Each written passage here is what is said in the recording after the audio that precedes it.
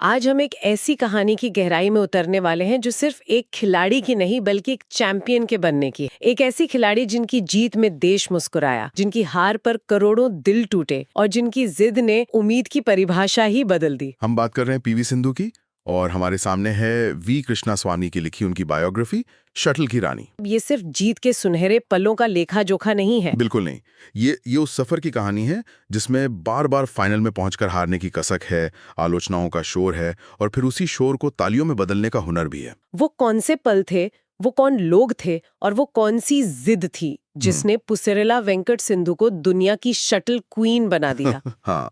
और कहानी की शुरुआत करते हैं उस सबसे यादगार पल से, 25 अगस्त 2019। स्विट्जरलैंड का बेसल शहर, वर्ल्ड बैडमिंटन चैंपियनशिप का फाइनल। एक ऐसा फाइनल जिसका इंतजार सिंधु और पूरे देश को सालों से था।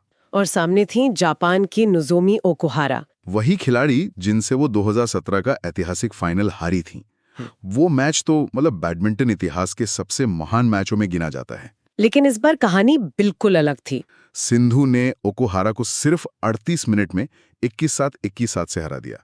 ये एक तरफा जीत थी, एक ऐलान था। और जीतने के बाद उन्होंने जो किया वो शायद उस जीत से भी ज्यादा यादगार बन गया। हाँ, उन्होंने ये मेडल अपनी माँ को समर्पित किया क्योंकि उस दिन उनकी माँ का जन्मदिन था।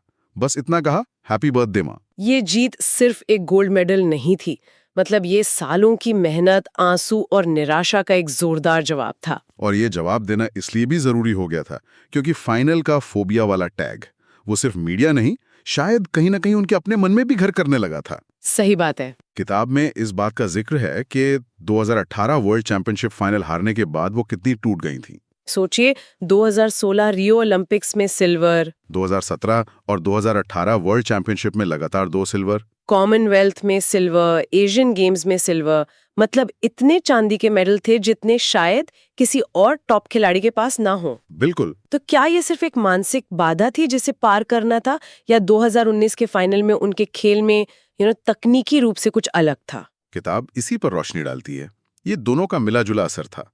बार बार फाइनल हारने से एक मनोवैज्ञानिक दबाव तो बनता ही है, जिसे चोकर का टैग और बढ़ा देता है। लेकिन 2019 में उनकी टीम में एक नया और बहुत अहम सदस्य जुड़ा था। दक्षिण कोरिया की कोच किम जी ह्युन। हाँ, उन्होंने सिर्फ सिंधु की मानसिकता पर काम नहीं किया, उन्होंने सिंधु के नेट प्ले को बेहतर बनाया, ड्रॉप शॉट्स में विविधता लाई ताकि वो सिर्फ अपने जोरदार स्मैश पर निर्भर न रहें। अच्छा, तो ये मानसिक और तकनीकी दोनों सुधारों का नतीजा था। बिल्कुल। ये कि आखिरी कदम उठाने के लिए, उस चांदी को सोने में बदलने के लिए सिर्फ जुनून काफी नहीं था, एक नई रणनीति की जरूरत थी। लेकिन ये जिद और हिम्मत आई कहाँ से? इसके लिए हमें थोड़ा पीछे जाना होगा, सिंधु के बचपन में। उनके माता पिता पीवी रमन और पी विजया दोनों ही वॉलीबॉल के जाने माने खिलाड़ी थे। उनके पिता तो अर्जुन अवार्ड विजेता भी हैं, यानी खेल का माहौल तो घर में ही था। माहौल से भी बढ़कर एक सपना था। किताब में एक बहुत ही प्यारा किस्सा है। जब सिंधु सिर्फ 9 साल की थी, उन्होंने अपने पिता का विजिटिंग कार्ड उठाया जिस पर लिखा था पीवी रमन वॉलीबॉल अर्जुन पुरस्कार विजेता। उन्होंने उस पर से अपने पिता का नाम हटाया, अपना नाम लिखा, वॉलीबॉल को काट के बैडमिंटन लिखा, और वॉलीबॉल की तस्वीर पर पंख बनाकर उसे शटलकॉक जैसा बना दिया। ये एक बच्चे का खेल नहीं था, ये एक ऐलान था। क्या माता पिता का इतना ज्यादा शामिल होना हमेशा फायदेमंद होता है? कई बार इससे खिलाड़ी पर उम्मीदों का दबाव भी तो बढ़ जाता है। ये एक दिलचस्प सवाल है और किताब बताती है कि रमन बहुत सख्त थे, लेकिन उन्होंने सिंधु को कभी ये महसूस नहीं होने दिया कि ये एक बोझ है। उन्होंने खेल के जुनून को एक पारिवारिक मिशन बना दिया। पिता रोज सुबह 3 बजे उठकर बेटी को 50 किलोमीटर से ज्यादा दूर ट्रेनिंग के लिए ले जाते और लाते थे। और माँ विजया ने बेटी की डाइट का ध्यान रखने के लिए अपनी नौकरी छोड़ दी। हाँ, वो 2-2 लंच बॉक्स पैक करती थी ताकि ट्रेनिंग के दौरान बेटी को कभी भूखा न रहना पड़े। तो इससे दबाव की जगह समर्थन और अपनेपन की भावना ज्यादा थी। वो सब इस सफर में बराबर के हिस्सेदार थे। तो एक तरफ परिवार का ये बेमिसाल सपोर्ट था, लेकिन एक अच्छे एथलीट को एक महान चैंपियन में बदलने के लिए एक गुरु की जरूरत होती है। और यही एंट्री होती है पुलेला गोपीचंद की। गोपीचंद जो 2001 में ऑल इंग्लैंड चैंपियनशिप जीतने के बाद खुद सिंधु के हीरो बन गए थे। और सिंधु की जिद थी कि वो ट्रेनिंग लेंगी तो सिर्फ गोपीचंद से। और गोपीचंद का चैंपियन बनाने का तरीका वो बिल्कुल अलग था। वो सिर्फ स्किल नहीं सिखाते थे, वो एक योद्धा की मानसिकता गढ़ते थे। गोपीचंद की कोचिंग का स्टाइल तो लेजेंडरी है, एकदम नो नॉनसेंस। सुना है वो चॉकलेट और मिठाइयों के सख्त खिलाफ थे। बिल्कुल। किताब में लिखा है कि रियो ओलंपिक्स से पहले 3 महीने तक सिंधु ने मीठा नहीं खाया था। एक बार उन्होंने आइसक्रीम खाने की इच्छा जताई तो गोपीचंद ने साफ मना कर दिया। उन्होंने कहा, मेडल जीतो फिर जो चाहे खाना। वो टूर्नामेंट के दौरान सिंधु का फोन तक छीन लेते थे ताकि ध्यान न भटके। आज के जमाने में ये तरीके शायद कुछ लोगों को ज्यादा सख्त लगे, लेकिन गोपीचंद का मानना था कि शिखर पर पहुंचने के लिए असाधारण अनुशासन की जरूरत होती है। उस दौर में स्पेन की कैरोलिना मैरिन जैसी खिलाड़ी अपनी आक्रामकता और चीखने से प्रतिद्वंदियों पर मनोवैज्ञानिक दबाव बनाती थी। गोपीचंद सिंधु को उसी भाषा में जवाब देने के लिए तैयार कर रहे थे। शर्मीले स्वभाव की सिंधु के लिए कोर्ट के बीच में खड़े होकर जोर से चीखना बहुत मुश्किल था, लेकिन गोपीचंद अपनी जिद पर अड़े रहे। वो कहते थे, अपने बाजुओं में जोश भरो और पूरी ताकत से चिल्लाओ। बिल्कुल। ये छोटी छोटी बातें दिखाती हैं कि वो सिंधु को सिर्फ एक खिलाड़ी नहीं बल्कि एक फाइटर बना रहे थे। लेकिन उसी एकेडमी में एक और हीरा पहले से ही चमक रहा था, साइना नेहवाल। जब सिंधु आगे बढ़ रही थीं, तब भारतीय बैडमिंटन पर साइना का राज था। ये भारतीय बैडमिंटन का सुनहरा दौर था, लेकिन साथ ही एक जटिल दौर भी। एक ही गुरु, एक ही एकेडमी और 2 विश्व स्तरीय चैंपियन। किताब इस बात को छूती है कि कैसे एकेडमी में ध्यान और संसाधनों का बंटवारा एक अनकहा तनाव पैदा कर रहा था, जो बाद में साइना की एकेडमी छोड़ने की एक वजह भी बना। और मीडिया में तो लगातार तुलना होती ही थी, जो इस प्रतिस्पर्धा को और हवा देती थी। और फिर आया 2016 का रियो ओलंपिक्स। वो पल भारतीय बैडमिंटन के लिए एक तरह से सत्ता के हस्तांतरण का प्रतीक बन गया। बिल्कुल। जब सिंधु सिल्वर मेडल जीतकर पोडियम पर चढ़ रही थी, तब साइना चोट के कारण सर्जरी के लिए अस्पताल जा रही थी। ये एक बहुत ही मार्मिक और शक्तिशाली पल था।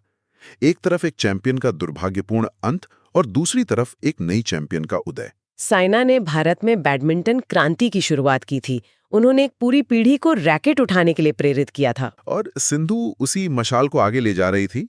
इस स्वस्थ प्रतिस्पर्धा ने दोनों को बेहतर खिलाड़ी बनाया, लेकिन इसने उनके रिश्तों और अकादमी के माहौल को भी हमेशा के लिए बदल दिया।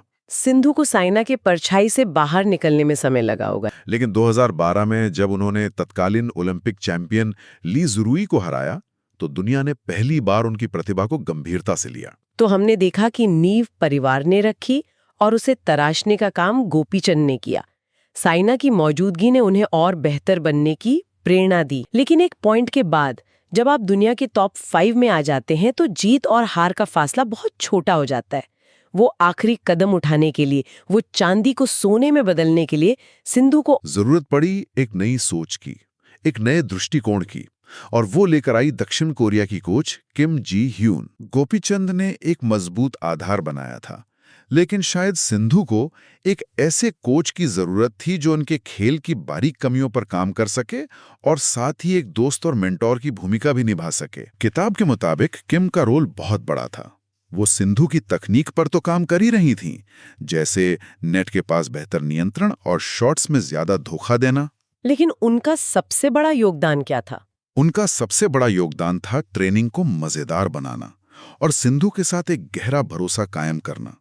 वो मानती थीं कि खिलाड़ी को मशीन की तरह नहीं बल्कि एक इंसान की तरह ट्रीट करना चाहिए। उन्होंने सिंधु को फिर से खेल को एंजॉय करना सिखाया, जिससे फाइनल का दबाव कम हुआ।